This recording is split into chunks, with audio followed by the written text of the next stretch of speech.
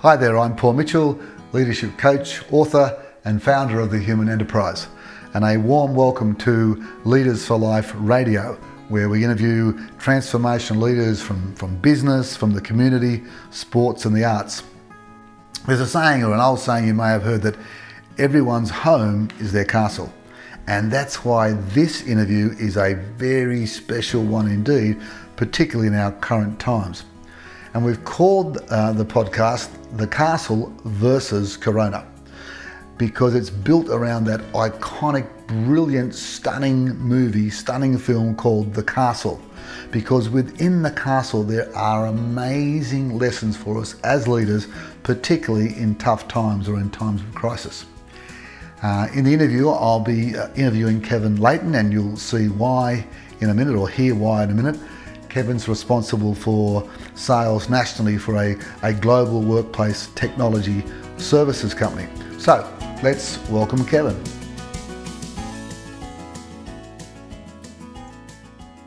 So a warm welcome to Kevin, to Leaders for Life Radio. How are you doing? Hey, Paul. Thank you very much, mate. Yeah, doing well, and great to be talking to you today. And so glad that you could join us. We share a passion, as I said so in the beginning there, of great movies, stunning movies, and that link between art and life. And so there's one particular movie that we love, and we love a lot of movies that have a lot of leadership lessons in them, but one particularly is an Australian movie called The Castle. And if you haven't seen The Castle, we'd love you to watch it, or watch it again after this podcast. But Kevin, you actually had an interesting encounter with someone in the movie, someone in the cast. Maybe you could kick off by telling our listeners that. Yeah, sure. So look, a fantastic movie. I literally think I've probably watched this, I won't say too many times, probably just enough, at least 100. But I did have a bit of an interesting engagement once with one of the cast, none other than Michael Caton, the lead actor in The Castle.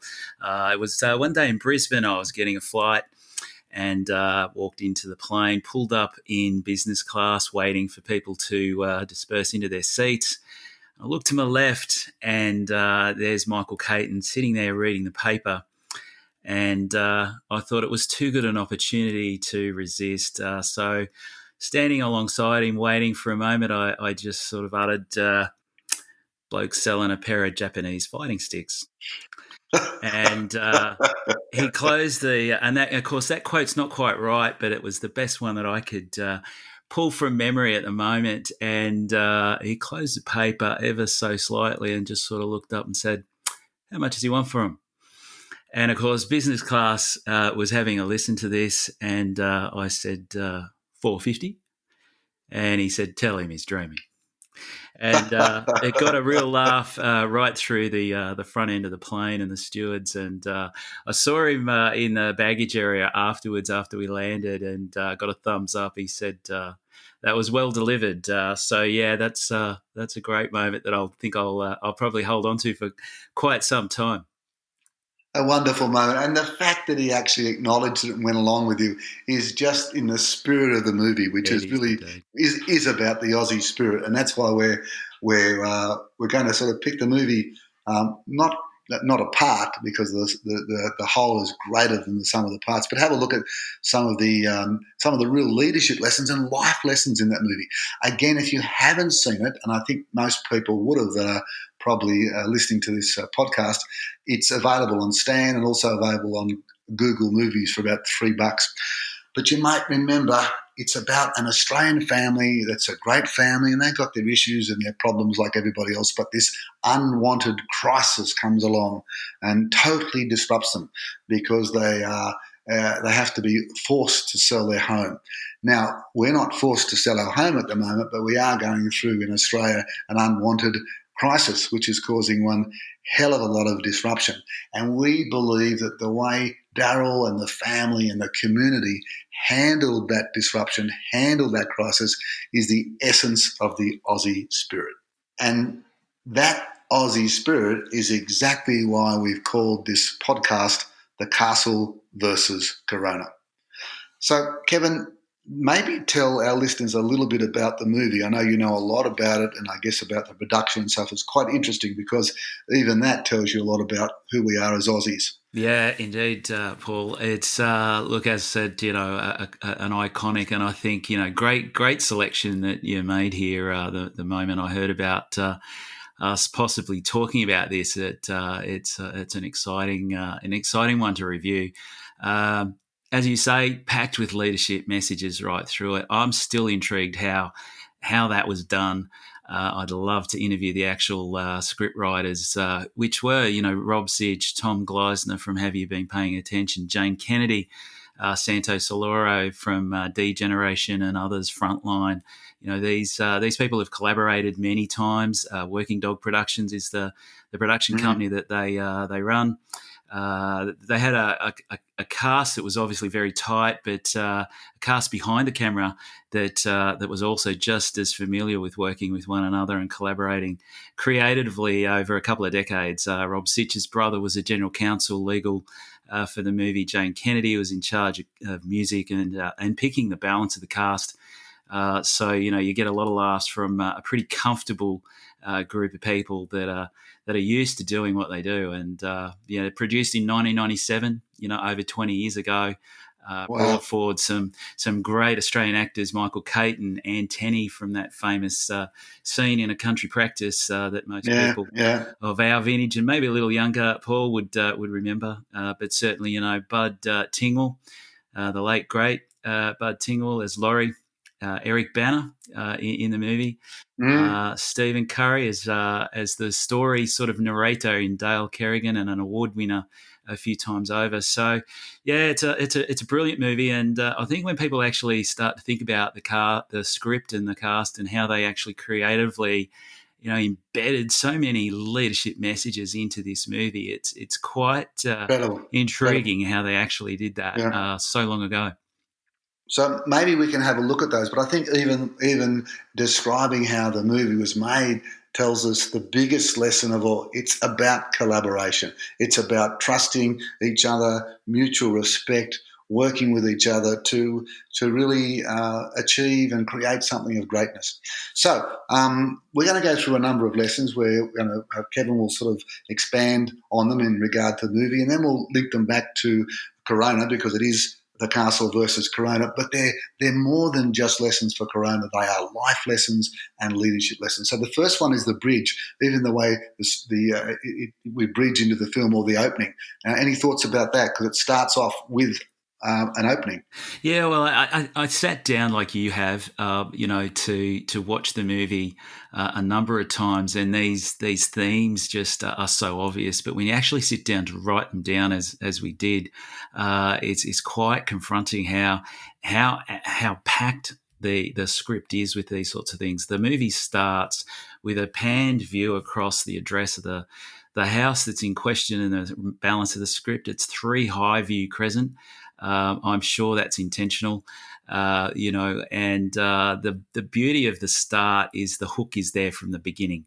The narrator is one of the sons, Dale Kerrigan, and this is my story, he says right at the start. This is my story. The importance of a story, the importance of that hook to get you into the balance of the movie. And he repeats that on the way through, of course, but I thought that was just so simple and so sticky, right from the beginning.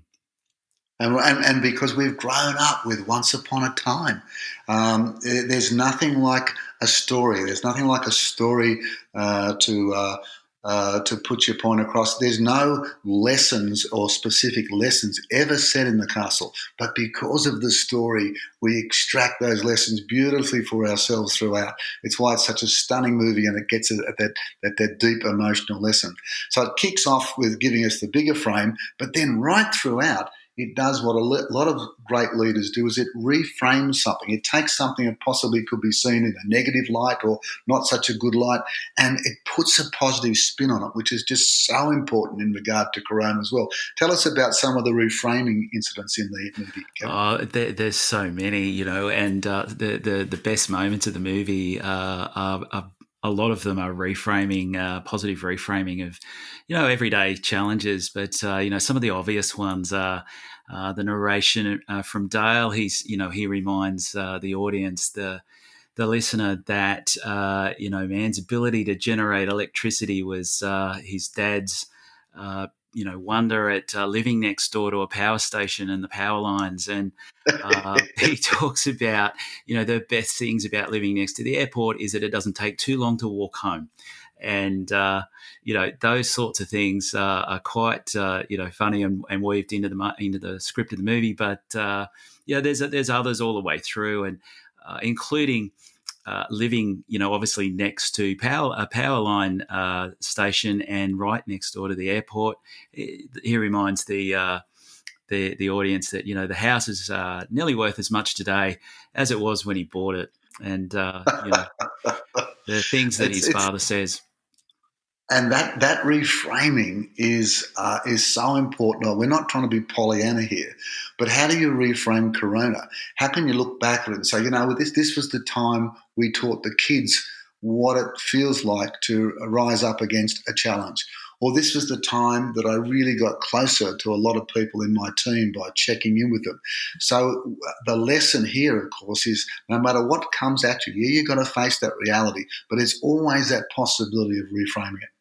Another great lesson is just the incredible way, because of his positivity, that Dale champions people and credits people. What are some incidents of that in the film, Kevin? Yeah, so I think these are also some of the funnier moments of the movie, but also some of the most clever repetition around crediting others, which is so important to leadership, and just living your life and your leader life as a better person. He talks in a number of moments, about championing others, and there are a number of moments in the movie where a simple task has been, completed by a member of the family. In one moment, Dale, the son, has dug another hole, but he reframes that and champions that contribution as Dale started the patio today, and there's other moments that he says, his wife says, "Oh, I'd like to do pottery." He said, "You should. You'd be good at it." Little victories are celebrated through contribution, and that old saying, if you want to see more of something, then celebrate it. And I think you see that weaved into the script, and the way Daryl in the script carries that out. It's quite clever. And I love that it's the whole thing about the little things that we take for granted. Of course, one of the favourite ones is when Sal, Daryl's wife, does the cooking. He's saying, "What do you call this, dear?" Yeah, Sort of, expand on that one for us about, because it happens a few well, times in the film. it's funny, when you watch this, you just see it in nearly every moment. That particular one, she serves up chicken for their evening dinner, and he says, "What do you call this?" And she says, "It's just chicken." He says, "Yeah, but it's got something sprinkled on it." And it's seeing the little things, the little contributions, the little efforts that people go to in a team, and calling those out for those contributions. And he does that. He says, "It's got something sprinkled on it, but it's seasoning." And what are the salt and pepper moments that happen in your team that you could be calling out rather than ignoring? That's really the analogy and the message that I think, as I say, the writers just so clever to include these sort of moments in the movie. And it is those little things. I guarantee you, if you're a leader and listening to that, and years from now, your people would come back and give you feedback. It wouldn't be about the way we hit that number third quarter or fourth quarter. It'd be about, you know what, when I came and told you that my dad was really sick, you sat down and you talked to me about your dad, or you shared something with me. It's those little moments, those really precious little moments, that you remember, and Dale is just so much over all of those. So and sees the strength in everybody. Well, that's right, and that is what engagement's about, isn't it? It's seeing the little extra efforts that people make, and when people know their effort is visible, and it will be seen, witnessed, and celebrated. It's human nature to contribute more of it, and for his efforts through his role of the family, he is definitely, as you put it in your own book, be their champion. And he is exactly that right through the movie. It's hard not to see that in nearly every scene. Yeah, He's a yeah. champion of the family. He's a champion of everyone's contribution, and is that not a leader? I think you say it quite well in your own book, Paul. But I think it's right through his character. That's the standard he sets for his own contribution. Absolutely, and behind that standard, he couldn't keep that up if he didn't have energy. And we love, of course, the fact that he is a man of energy and a man of passion and pursuits. And maybe you could talk to us a little bit about Bonnie Doon, because he has this. He goes up to this holiday house, and he doesn't say, "We're going on a trip now. It should be great." He simply says, "We're going to Bonnie Doon. We're going to Bonnie Doon." Tell us about Bonnie Doon and the importance of passions and pursuits. Well, he talks about that to the family, and he drums that into the family that you've got to have a passion in life. And I think it's incredible again that this was 1997. This movie, nearly 25 years later, there's been lengthy research into Mm, the pursuit of passions and how it's often very difficult. To know what your passion is, you've got to stick at an interest first and let it develop into a passion. And he calls that out in the movie to persist and get to a passion in life, and makes that statement that Eric Banner's character is so passionate in his own fitness, and you see that in the scenes at Bonnie Doon. But he says, we're the luckiest family in the world to have a holiday house again under the power lines up near the inland lake when the water's down, as it's being managed for electricity production. But again, positive reframing, crediting, championing, all in the one scene in a couple of these scenes. and gratitude. I think you know the word. Yeah, money can't buy what we've Yeah, got. Is that that's the right. line? I mean, isn't that just wonderful? It just sums it all up. Just the way he sees things. I always remember when we took our niece to the circus when she was about 6. And we came back home to my mother's place, her grandmother, and my grandmother asked her, "How was the circus?" And in her beautiful little 6-year-old way of looking at the world, she said, "Nan, my eyes were full." Yeah, yeah, yeah. My eyes were full. And Well, that's Daryl's eyes are full because he's so much full of this passion. But at the same time, though, what's a wonderful thing, it's so Aussie, there's this humility or a lack of hubris showed by him and other members in the cast. One of you could talk about the importance of humility in leadership, Kevin. Yeah, well, I think you might listen to what we're talking about here today and take another look at the movie, and I think most should see these scenes have been crafted, specifically with these types of themes behind them. But some of the strongest, probably most heartwarming scenes in the movie are those that come from. Laurie, the barrister, which is played by the late great Bud Tingwell, Tingle, and yeah. expertly so. He does a great job. But in his role in the movie, he's an ex QC, and he's engaging with a local conveyancer who obviously struggles with the law. And there are many moments where Laurie could. Cite his CV or make it clear that his experience or role in life is better than someone else, and doesn't take that opportunity. He's very generous to Dennis, and he involves him in the team later in the second hearing. Doesn't And make Dennis, if you remember, is the other solicitor, the first That's solicitor. right, Yeah. Dennis Denuto, the famous character in the movie, but doesn't take any opportunity to show contrast or gap between his own kids' education and, of course, Daryl's daughter being a hairdresser. There's he doesn't cite any difference there. And And remember, Daryl's daughter was the first one to get a tertiary that's education right. from Sunshine Technical College as a hairdresser. Done graduated at Sunshine TAFE. That's right. Graduate. One of the things that you see great leaders do is share their vulnerabilities. And I think that's the thing that Daryl does a lot too. He's not trying to be bigger than he is.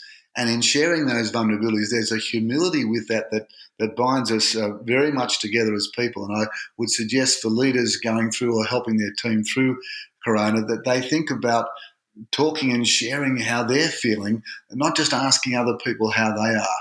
And in that vulnerability, that's what gets us close. It's not talking about our strengths; it's the sharing of our realness, our authenticity, our non-BSness that makes us a great community. And I think is the Aussie spirit. I'm not a warmonger, but my father was on the Kokoda Trail in the jungles of New Guinea. Hardly ever talked about it at all. But I can remember a couple of times what he did say was the great thing about the jungle and the great thing about the army is we're all equal. It That's didn't right. matter where you'd come from or who you'd been beforehand. You were all equal there. And I think that sense of equality and togetherness is just what makes this such a great country. That's a great lead on to community. There's lots of aspects of community in the movie, Kevin. Like to comment on those? Yeah, I think that's a great point that you make there, Paul. I mean, you do see that sense of community and investment, back into the local neighbourhood right through the movie. Daryl, it's clear from a couple of different scenes that uh, he is the read for the mail for his non-English speaking background neighbours. He looks after the mail. He reads the mail for the neighbour. He looks after the eldest neighbour, Jack. In When they get their notice of compulsory acquisition of the house, and welcomes Con, set in the area of the time that it was. Con's from Greece. He gives, Yes. in the humour of the movie, he gives an awkward speech, but a nice save of inclusion. Welcoming Con back into the family. So there's a number of those moments, and seeing and welcoming people from different nationalities, and as you say, everyone's the same, and no one's better than anyone else. And he even knows the local policeman fairly well. He helps That's right. Natalie, the old timer Jack is the first person he goes to see if Jack's okay. And then Farouk, That's right. Worried about Jack. he helps. He worried about Jack, and he tells Jack, "Look, you don't have to pay for things. I'll pay for this." This is a leader. This is someone that gets it. It's much more than him. It's a bigger purpose here, and he goes in fighting for that community because he believes in the whole thing that it's just unfair to take someone's house away from them. But he does it not just for himself. He does it for the team. And I'm wondering again, leaders that are listening to this, how strong have you been building community as a leader, particularly through something like Corona, connecting people together, talking about it, how we're all in together, and just tacking each other in. We shouldn't have one day or 1 week, which is a "Are you okay" day. It should permeate everything we do as leaders. There's Well, also aspects of absolutely. account. Sorry, Kevin. Yeah. Yeah, no, I think that you see in the movie, and I think that is a direct link to leadership. Seeing other people, being aware of your surroundings and how they're going, and thinking beyond yourself. So they weave that into the movie again, and as you've talked about, the theming and how that's actually created into the script, it probably hasn't won enough awards, in my opinion. Oh, well, it's interesting. It probably, if you look at the awards in terms of, I guess, the industry awards, possibly not. But I can tell you, if there's a award, a little space for award in every Aussie's heart that's seen that movie, it has won millions of awards. Reflecting on that, you taught me something the other day, Kevin, and I thank you for it. I think it comes from someone whose work we love, and I've been using the phrase quite a lot, and that is pause, or a pause leads to, or starts us off in transcendence. What That's does right. that mean, and how is that related to the castle? Well, absolutely right, and you know, I saw that just leaping out at me when I watched the movie recently, and you know, I'm very envious. On one hand, you know, pause is something that's written up beautifully by Kevin Cashman. Now, that sense of welcomed envy that I mentioned. You know, Kevin obviously wrote the foreword to your own book, Paul, and Kevin came out with a fantastic book, 2012, The Pause Principle. It's one I've often suggested to people to read. Uh, all sorts of messages through that book, but the primary message and link to leadership is taking that time to reflect and just stop and think and take a good step forward that is aimed at purpose to change the current state to something in the future, and to transcend from where you are today to where you want to be. And that happens when a pause is taken, not from just, you know, an obsession with pace and quick thinking that's, you know, talked about in Daniel Kahneman's book, you know, the difference between fast and slow thinking. Slow Yeah, yeah. thinking, great results, you know, a really reflective approach. And you see that profiled, you know, with good humor in the movie where Dale, as the narrator says, you know, Dad did all his best thinking under the power lines out the back, or in the pool room, you know, and Yeah.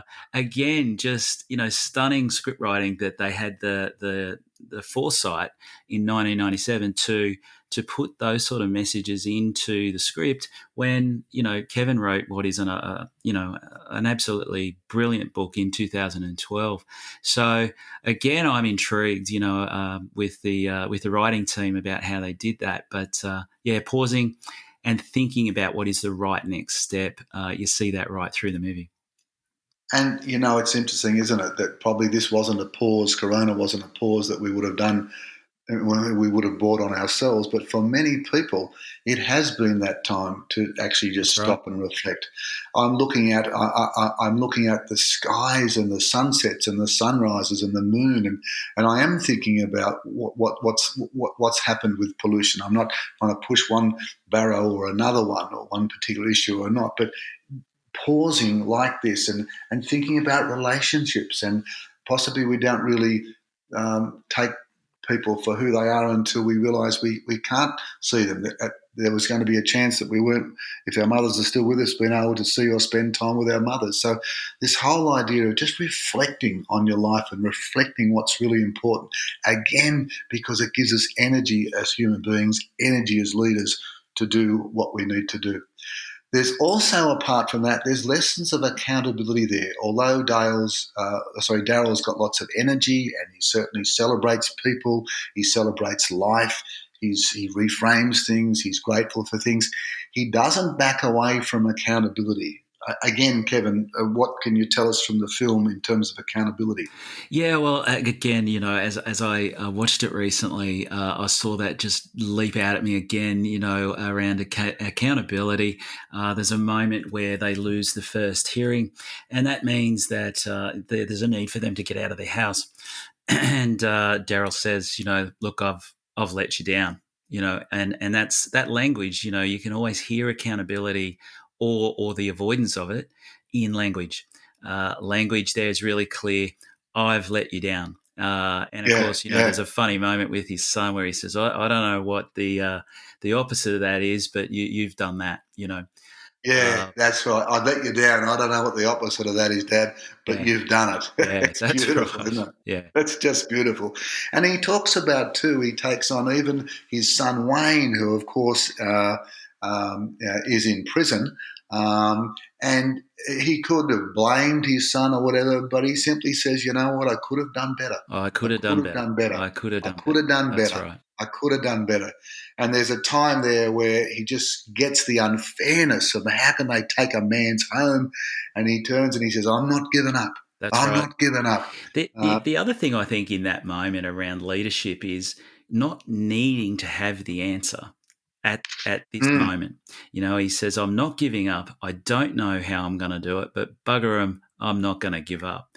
And, that's the equivalent of setting a vision. It might lack some vivid description, but there's an intent there. And, it rallies other people to help. And, of course, that's where you see the QC in Laurie, lend his support to the cause, because there's an intent. Someone feels strongly enough to stay and not go.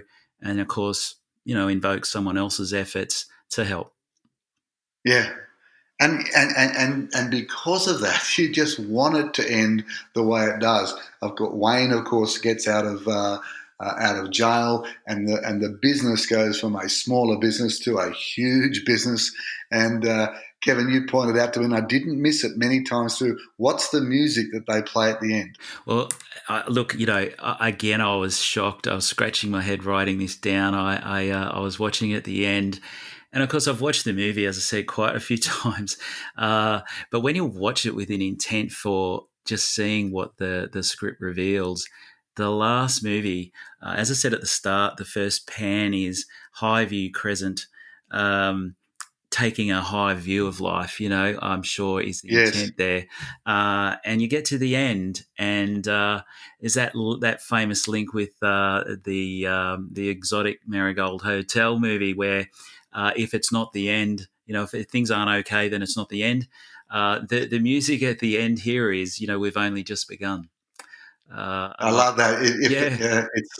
It's what is that? It'll be okay in the end, and if it's not okay, it's clearly not the end. That's right.